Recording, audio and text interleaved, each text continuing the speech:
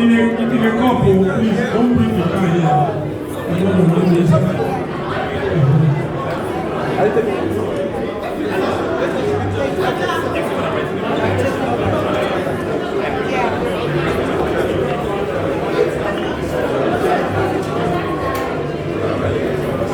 Come on, say not to move in. Yes, ma'am. Aja, elaborate. Say not to move in. Consider. Tẹ̀rẹ̀ lè débẹ̀ lọ́wọ́ náà sí ẹlọ́tẹ̀wò ẹlọ́tẹ̀ ṣọ́ọ̀tì báńsì nírí ẹlọ́wọ́ ọ̀sẹ̀ wọ́n rí. Gbogbo ọ̀pọ̀ lóye kí ẹ̀mọ́ ìfilẹ̀ sí ayé ìdí iṣẹ́ tó pẹ̀ lọ́wọ́ lọ́wọ́ dáadáa. Ẹ̀kọ́ wọ́n pẹ́ bọ́ọ̀sì nírí ẹ̀kọ́ lọ sílẹ̀ wọ́n bọ́ọ̀sì ẹ̀. You're watching World TV. Kindly subscribe to our YouTube channel for more videos. Click on the subscribe button and the bell beside it. These will notify you once we drop a new video. Thank you.